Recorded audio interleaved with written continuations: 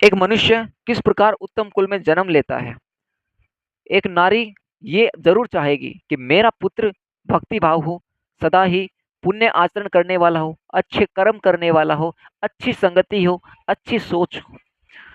तो ये जो हमारी कामनाएं हैं, हम जो ये सोचते हैं, तो कहीं ना कहीं हमारे माइंड में भी एक भगवान एक थॉट देता है, एक विचार डालता है कि सबसे बड़ा कौन?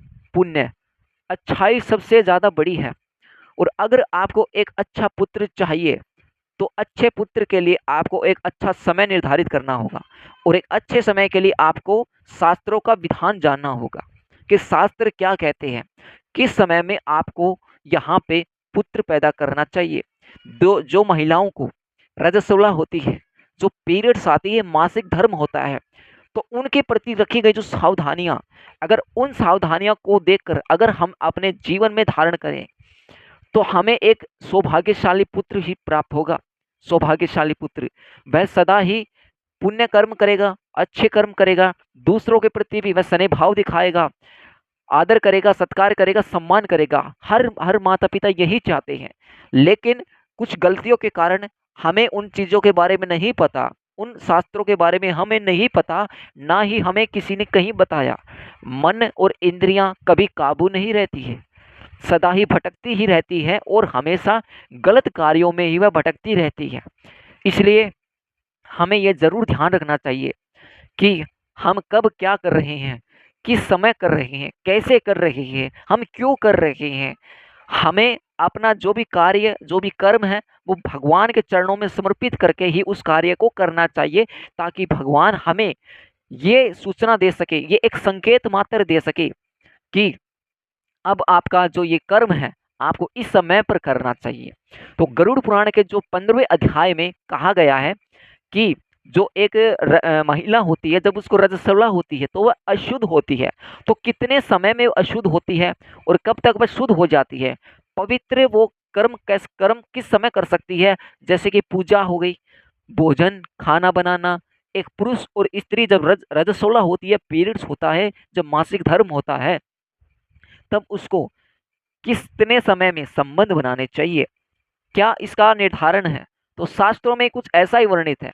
तो गरुड़ पुराण के जो 15वें अध्याय में एक जो मनुष्य है, वो किस प्रकार एक धर्मात्मा जीव बनता है, और वह सब सुखों को भोगकर वहां पर दिव्य लोकों का सुख भोगकर जाता है और एक उत्तम कुल में जन्म लेता है।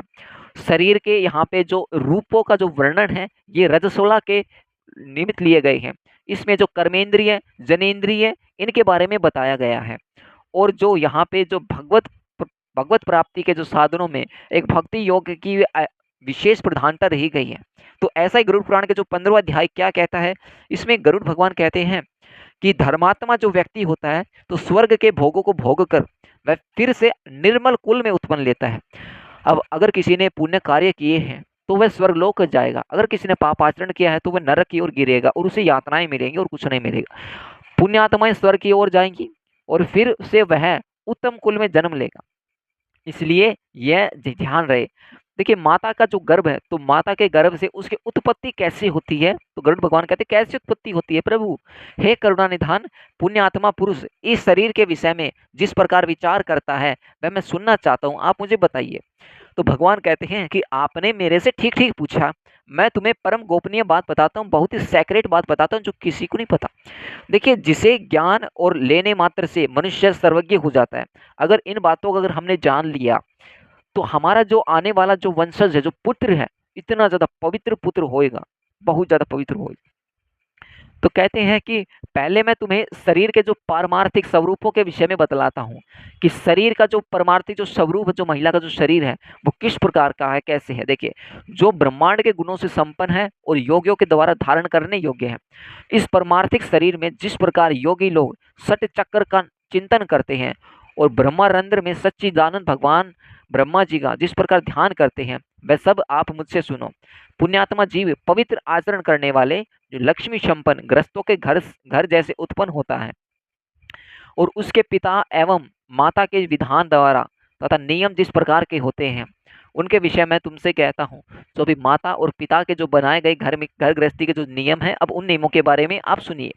स्त्रियों के ऋतुकाल में, ऋतुकाल जो रजस्वला को कहा गया है, मासिक धर्म पीरियड्स को कहा गया। तो स्त्रियों के जो ऋतु काल में 4 दिन तक उनका त्याग कर देना चाहिए, ऐसा शास्त्रों में कहा गया है। और ये बात बिल्कुल सच है कि 4 दिन तक स्त्रियों का त्याग कर देना चाहिए। त्याग करने का मतलब ये है, ये नहीं कि आपको उनको छोड़ ही देना है, घर से ही निकाल देना, ऐसा नहीं है। आप त्याग करने का मतलब आपको उनसे प्रेम में दूरी बना लेनी है, मतलब संबंध आपसे उनसे दूर बना लेने हैं, ठीक है, ऐसा आपको करना है। जब 4 दिन तक आप उनका त्याग कर दें और उनसे दूर रहें, उतने समय तक उनका मुख भी नहीं देखना चाहिए। मुख का अर्थ ये है शास्त्रों में कि आपको मतलब गंदे भाव से नहीं देखना चाहिए, जो संबंध भाव से नहीं देखना चाहिए, क्योंकि उस समय उनका जो शरीर है उनमें पाप निवास करता है। जो मासिक धर्म जब महिलाओं का होता है शुरुआत के जो 4 दिनों में, तो उनमें उनका शरीर में पाप का निवास करता है। तो वह मंदिर की ना तो पूजा कर पाती, ना पाठ कर पाती, ना कर्म कर पाती है, ना मंदिर जा पाती, ना शास्त्र पढ़ सकती है। विश्व रूप के जो वध से जो इंद्र को लगी हुई ब्रह्म हत्या का जो एक अंश है, जो स्त्रियों को दिए जाने तथा तैत्तिरीय संहिता में, रामायण शांति पर्व और ब्रह्मतत्व पराशरमति तथा अनेक पुराणों में इनका जिक्र कहा गया है कि रजस्वला कैसे क्या हुआ। तैत्तिरीय संहिता में रजस्वला के साथ वार्तालाप करके शयन तथा उसके हाथ का जो अन्न भक्षण वर्जित किया गया है। तो ये यहाँ पे कहा गया है कि रजस्वला का किस प्रकार ब्रह्म हत्या का पाप लगा था, एक स्त्रियों को कैसे श्राप मिला था। तो यहाँ पे जो चौथे दिन है, तो चौथे दिन वस्त्रों के सहित स्नान करने के अनंतर वह नारी शुद्ध होती है। यानी जब वह नारी स्नान करती है तो सभी नारी है, अगर रजस्वला नहीं भी हो रही है तो भी उसको कपड़े पहनकर ही स्नान करना चाहिए, तभी वह नारी शुद्ध होती है। तथा 1 सप्ताह के बाद जब 1 वीक हो जाता है, 7 दिन बीत जाते हैं, तो 1 सप्ताह के बाद पितरों एवं देवताओं के पूजन अर्चना तथा व्रत करने के योग्य होती है। वह 1 सप्ताह के बाद पितरों की पूजा, देवताओं की पूजा और व्रत करने योग्य हो जाती है, वह कर सकती है। 1 सप्ताह के बीच में जो गर्भ धारण होता है उससे मलिन मनोवृत्ति वाला संतान का जन्म होता है।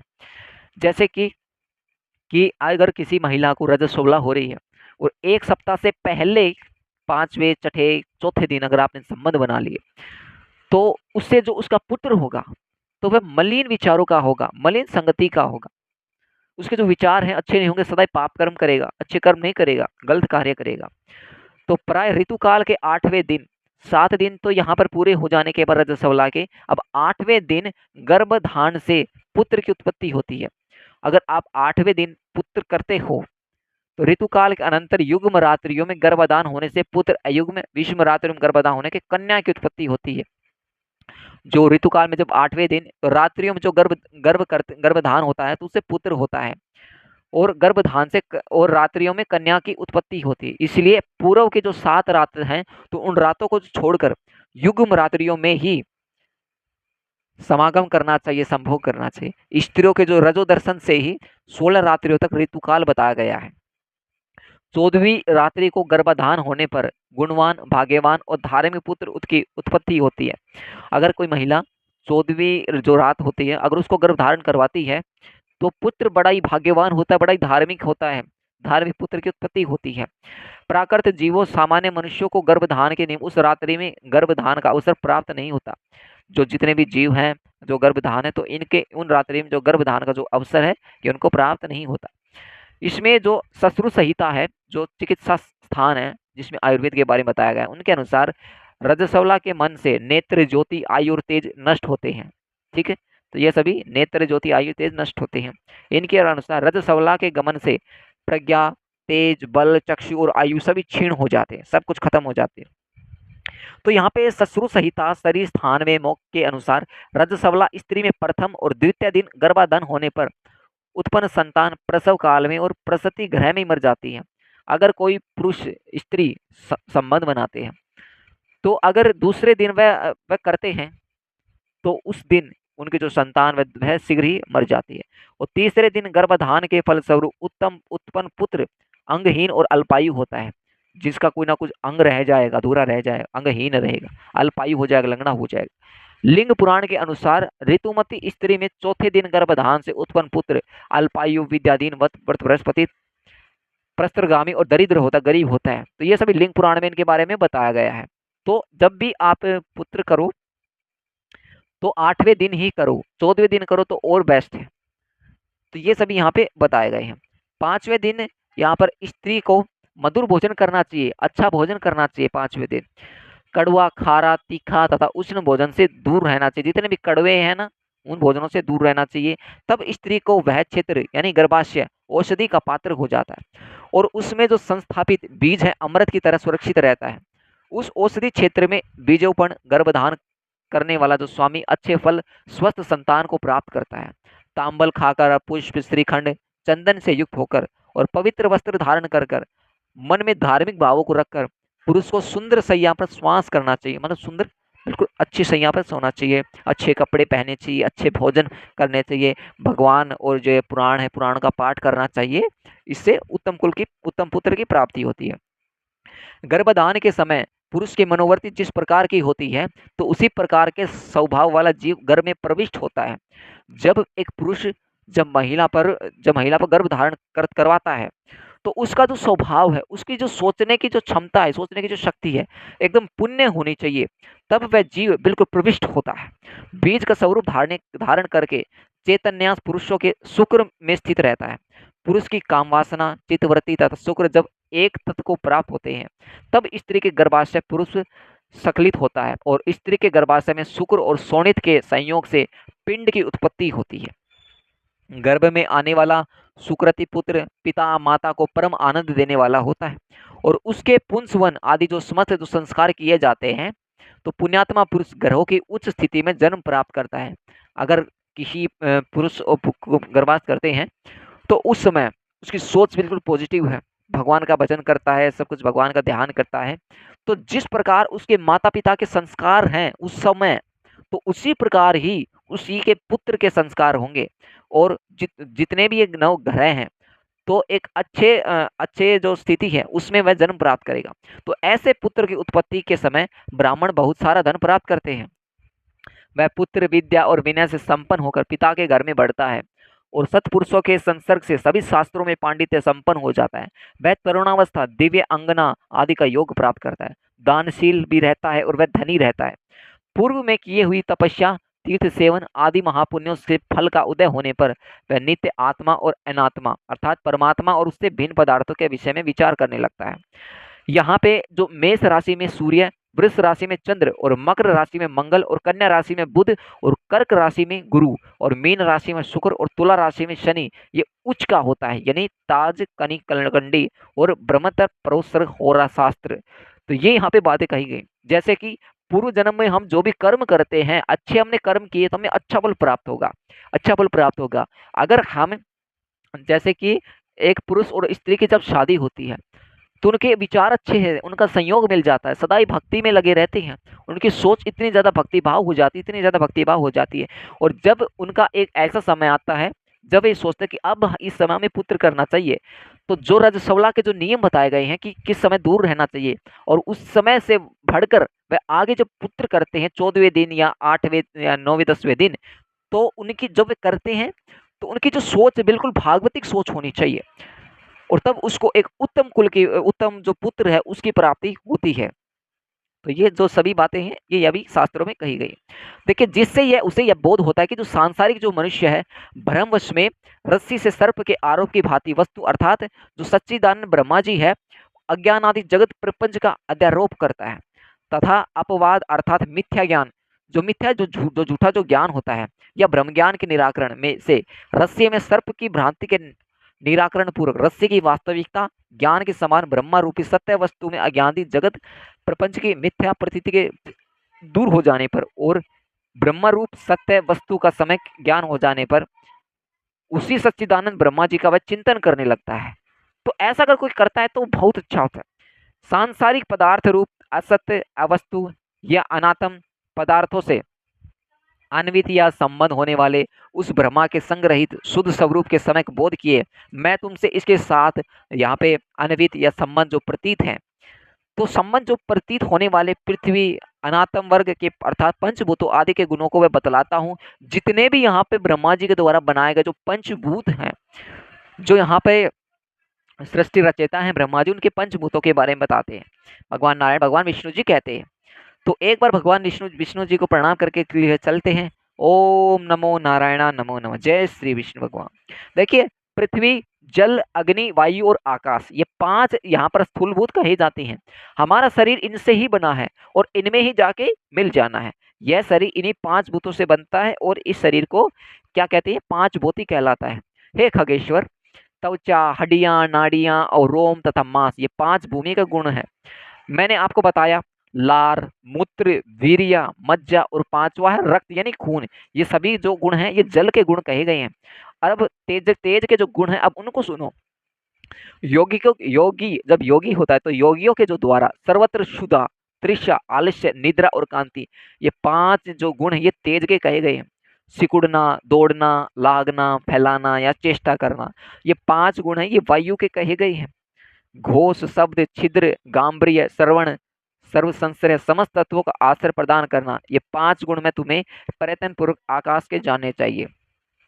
देखिए, जो पूर्व जन्म के जो कर्मों से अधिवासित मन, बुद्धि, अहंकार तथा चित्त, ये अनंत कर्ण चतुष्टय कहा जाता है। जो यहाँ पर कान हो गया, जीभ हो गई, आंखें हो गई, ये नासिक हो गई, ये है ज्ञानेंद्रियां तथा वाक, हाथ, पैर, गुदा और उपस्थ। गुदा होती है पीछे का जो अंग है जिसे मलमूत्र का द्वार कहा जाता है। तो ये है कर्मेंद्रिया। दिशा, वायु, सूर्य, अपरचेता और अश्वनी कुमार, ये ज्ञानेंद्रिय, क्योंकि हमें इनसे ज्ञान उत्पन्न होता है। तथा वहीण, इंद्र, विष्णु, मित्र, प्रजापति, ये है कर्मेंद्रियों के देवता कहे गए हैं। देह, जो शरीर के मध्य में ईडा, पिंगला, सुषुम्ना, गांधारी, जो गज जीवा, पूषा, यशस्विनी, अलम्बुषा, कुहू और शंखनी, ये 10 प्रधान नाड़ियों में स्थित हैं। प्राण, अपान, समान, उदान, व्यान, नाग, कूर्म, कृकल, देवदत्त और धनंजय, ये जो 10 है ये 10 वायु के प्रकार बताए गए हैं। जो हृदय में हमारे जो दिल है, तो हृदय में प्राण वायु, गुदा में अपान वायु और नाभि मंडल में समान वायु, कंठ देश में उदान वायु और संपूर्ण जो शरीर है उसमें व्यान वायु, ये व्याप्त रहती है हमारे शरीर में।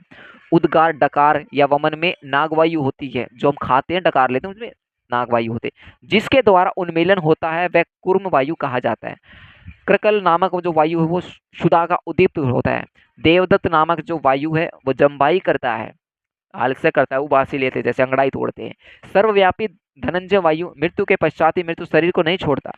जो धनंजय जो वायु है वो मृत्यु के बाद भी मृत शरीर को नहीं छोड़ता। ग्रास के रूप में खाया हुआ जो अन्य सभी प्राणियों के शरीर को पुष्ट करता रहता है।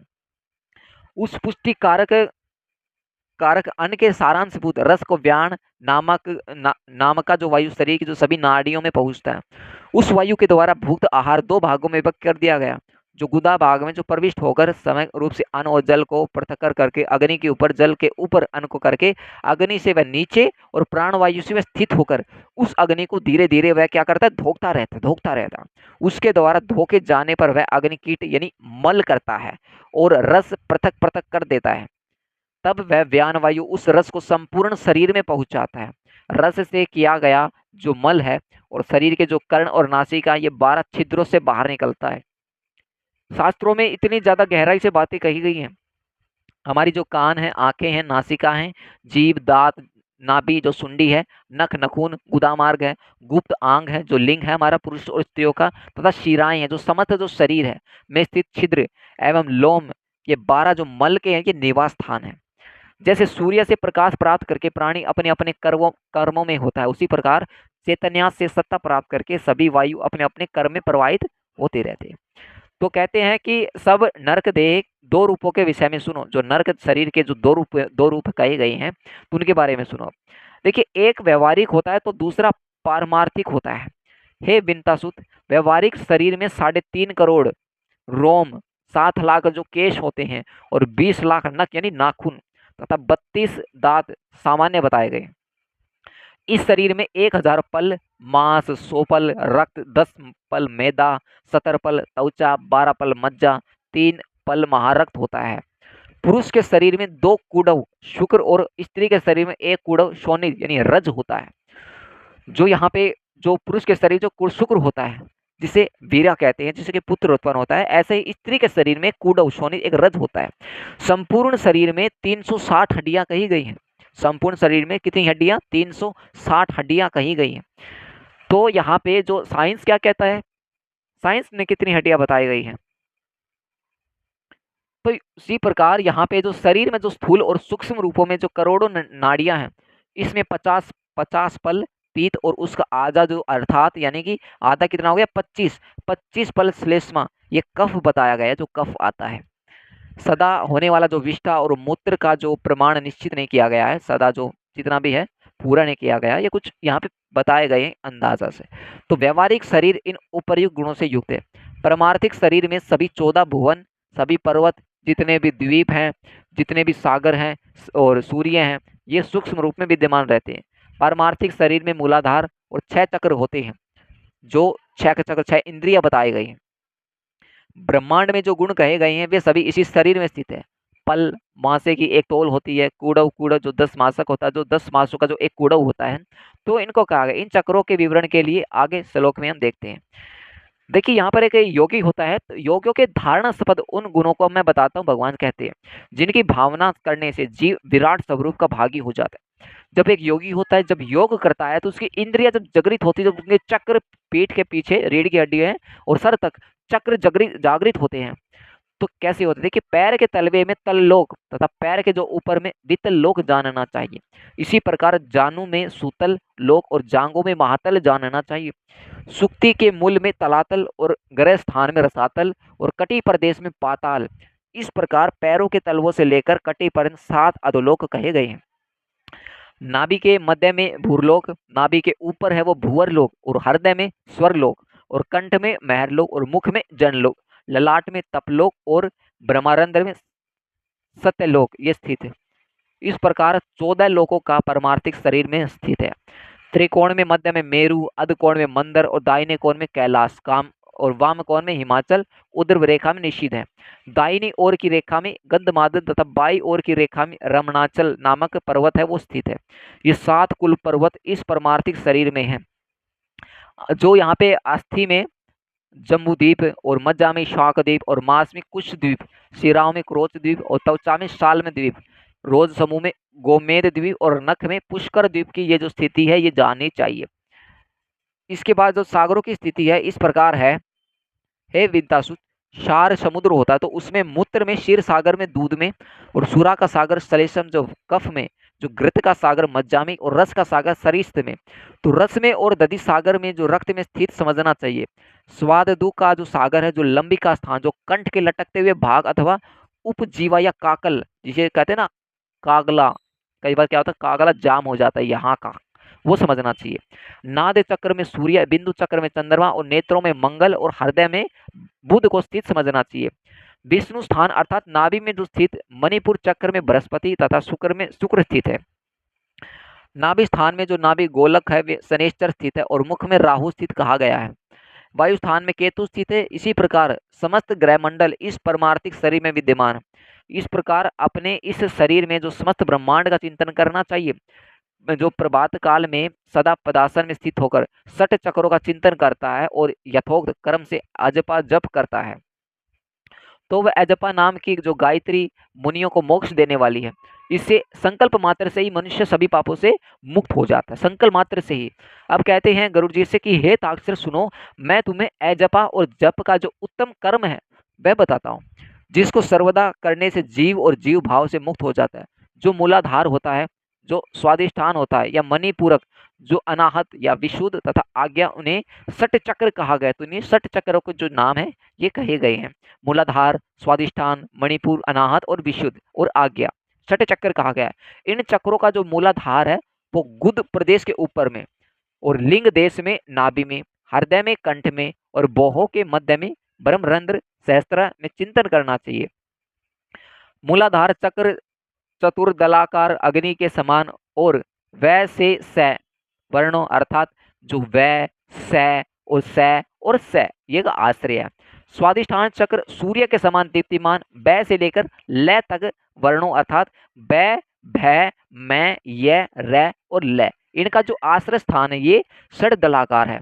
मणिपुर चक्र में रक्तिम आभा वाला, बिल्कुल रक्तिम आभा वाला 10 दलाकार और डै से लेकर फै प्रणत वर्णों अर्थात जो यहाँ पर डै से लेके फै तक है, यानी डै, ढै, ण, तै, थ, दै, धै, न, पै, फै, इनका आधार है।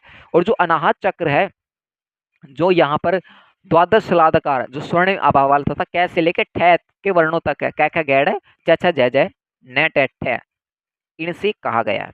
जो यहाँ पे विशुद्ध चक्र है जो कि षोडश दलाकार 16 स्वरों, तो 16 जो ये स्वर हैं ये ए आ ई उ ए उ रे री लरे लरे ए ओ अंग अंग ए, ये जो कमल और चंद्रमा के समान कांति वाला है। और जो आज्ञा चक्र है वो है और से इन दो अक्षरों से युक्त होकर द्विदलाकार और रक्तिम की वर्णिका है। इसके ऊपर जो ब्रह्मारंध्र में देदीप्यमान जो सहस्त्र दलकम जो कमलाकार का जो चक्र है जो कि सदा सदा के लिए सत्य में, आनंद में और शिव में, ज्योतिर्मय शाश्वत है। इन चक्रों में जो गणेश जी हैं, ब्रह्मा जी हैं, विष्णु जी हैं, शिव जी हैं, जीवात्मा है और गुरु हैं और परम ब्रह्मा का हमें क्या करना चाहिए? चिंतन करना चाहिए। अर्थात जो यहाँ पे मूलाधार चक्र में गणेश जी का, स्वादिष्ठान चक्र में ब्रह्मा जी का, मणिपुर चक्र में विष्णु जी का और जो अनाहत चक्र में शिव जी का और विशुद्ध चक्र में जीव आत्मा का और आज्ञा चक्र में गुरु का और सहस्त्र चक्र में सर्वव्यापी परम ब्रह्मा जी का चिंतन करना चाहिए। विद्वानों में एक दिन रात में 22,300 सांसों की सूक्ष्मति कही गई है का उच्चारण करते हुए श्वास बाहर निकलता है और सह की ध्वनि करते हुए अंदर प्रविष्ट होता रहता है। इस प्रकार तात्विक रूप से जीव हंस हंस इस मंत्र से परमात्मा का जो निरंतर जप करता रहता है। जीव के द्वारा अहोरात्र में किए जाने वाले इस जप का जप के 600 मंत्र गणेश जी के लिए और 6000 ब्रह्मा जी के लिए और 6000 विष्णु जी के लिए और 6000 शिव जी के लिए और 1000 जीवात्माओं के लिए, 1000 गुरु के लिए और 1000 मंत्र जप चिदात्मा के लिए निवेदित करना चाहिए। श्रेष्ठ संप्रदायता अरुण आदि मुनि इन 6 चक्रों में ब्रह्मा मुख के रूप में जो गणेश जी आदि देवताओं का चिंतन करते रहते हैं। यहाँ पे जो शुक्र है और आदि मुनि अपने शिष्यों का इनका उपदेश करते हैं, जितने भी चक्र हैं। अतः महापुरुषों की प्रवृत्ति को ध्यान में रखकर विद्वानों को सदा इन चक्रों में देवताओं का ध्यान करना चाहिए। सभी चक्रों में अनन्य भाव से देवताओं की मानस पूजा करके गुरु के उपदेशों के अनुसार जप गायत्री मंत्र का जप करना चाहिए। इसके बाद ब्रह्मारंध्र में अधोमुख रूप में स्थित सहस्त्रलोक कमल में हंस पर विराजमान में वर तथा अभय मद्रायुक्त दोनों हस्त कमलों की स्थिति वाले श्री गुरु का हमें ध्यान करना चाहिए। गुरु चरणों से निकली गई जो अमृतवाणी है, तो अमृतवाणी धारा से अपने शरीर को प्रक्षालित होता हुआ उसका चिंतन करें। फिर पंचोपचार पूजा करके स्तुति पूर्व प्रणाम कीजिए। उसके बाद कुंडलिनी का ध्यान करना चाहिए जो 6 चक्रों में 3.5 वलय में स्थित है और आरोह अवरोह के 6 चक्रों में संचरण करते रहते। आरोह बढ़ते क्रम और चढ़ते क्रम इसके बारे में कहा गया। उसके बाद ब्रह्मारंध्र से बहिर्गत सुषुम्ना नामक धाम प्रकाश मार्ग का ध्यान करना चाहिए। उस मार्ग से जाने वाले पुरुष विष्णु के परम पद को प्राप्त करते हैं।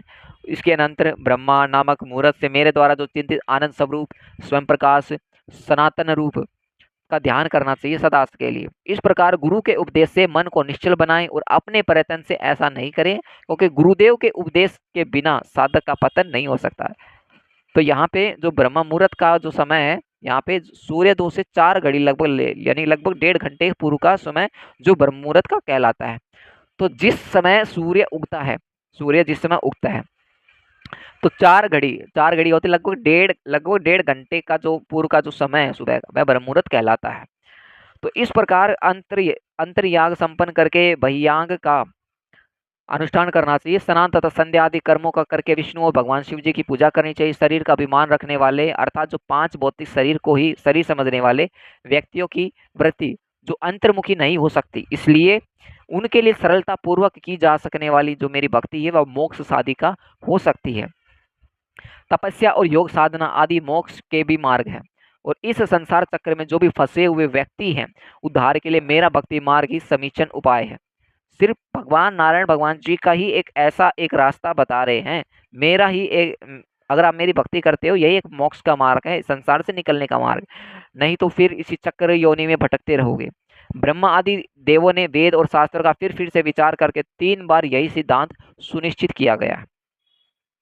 जो यहाँ पे अर्थात इसमें कहा कि जो मानसिक उपचारों के द्वारा जो पूर्वाक स्वादिष्टान आदि चक्रों में श्री गणेश और देवों का पूजन करके अंतर्याग कहलाता है और उपलब्ध उपचारों से श्री विष्णु और शिव जी का जो पूजन करके बहिर्याग कहलाता है। तो इसमें यहाँ पे बताते हैं कि जो यहाँ पे सद्धर्म है, सद्धर्म और अनंत करने की जो शुद्धि के जो हेतु हैं और इस शुद्धि के जो फलस्वरूप मेरे भक्त प्राप्त होती है और जिसे प्राप्त करके व्यक्ति फिर से जन्म मरण के जो दुखों से पीड़ित नहीं होता। भगवान नारायण जी कहते हैं जिसने मेरी भक्ति की वो जन्म मरण के जो चक्र है, तो उस चक्कर में वो नहीं फंसेगा, सदा के लिए मोक्ष हो जाएगा, कोई भी दुखों का कोई भी पीड़ा उसको नहीं होगी। और गरुड़ भगवान से कहते हैं, हे ताक्षरे, जो सुकृति मनुष्य इस प्रकार का आचरण करता है जिस प्रकार का यहाँ पर 15वें अध्याय में बताया गया है, और वह मेरी भक्ति के योग से सनातन मोक्ष को प्राप्त करता है, ऐसा यहाँ पर गरुड़ पुराण के 15वें अध्याय में यहाँ पे कहा गया है। तो शरीर में जितने भी प्रकार के रोग हैं, रजसबला है, उत्तम कुल में हमारा मनुष्य का जन्म किस प्रकार होना चाहिए, एक माता और एक पिता की क्या भूमिका है, किस समय में किस घड़ी में बच्चा उत्पन्न करना चाहिए, ये सभी प्रकार के जो नियम हैं, अगर उन नियमों के अनुसार अगर हम आज इस कलयुग में अगर हम उन नियमों के अनुसार अगर चलें, तो हमें एक उत्तम पुत्र प्राप्त होगा, बहुत ही सुंदर पुत्र प्राप्त होगा। ऐसा पुत्र प्राप्त नहीं होगा जो दुराचरण करता है, दूसरों की माता बहनों का बलात्कार करता है, गंदे विचारों गंदी दृष्टि से देखता है, गंदे विचारों में बोलता है, अभद्र भाषा का प्रयोग करता है। तो इन जो भी दुराचरण का जो कार्य है, मांस भक्षण, सभी जितने दुराचरण के कार्य में, तो वह कार्य नहीं करेगा, क्योंकि उस पे भगवान का आशीर्वाद ही बना रहेगा, और उस वजह से वह सिर्फ पुण्य कर्म ही करेगा और सोचेगा मैं और नए नए अच्छे कर्म करता जाऊं। और जैसे अगर उसने एक भी अच्छा कार्य किया, तो उसका जो मन वह तृप्त हो जाएगा, और जब उसका मन तृप्त होगा तो सोचेगा मैं और अच्छे कार्य करूं। तो इस प्रकार वह जो जन्म लेता है, तो उसे उत्तम कुल में भी प्राप्त होता है, उत्तम योनि में भी प्राप्त होता है, और फिर वह उत्तम उसको मोक्ष मिल जाता है। तो यहीं पर था 15वां अध्याय। प्रेम से बोले श्री राधे राधे। जय श्री हरिवंश महाप्रभु।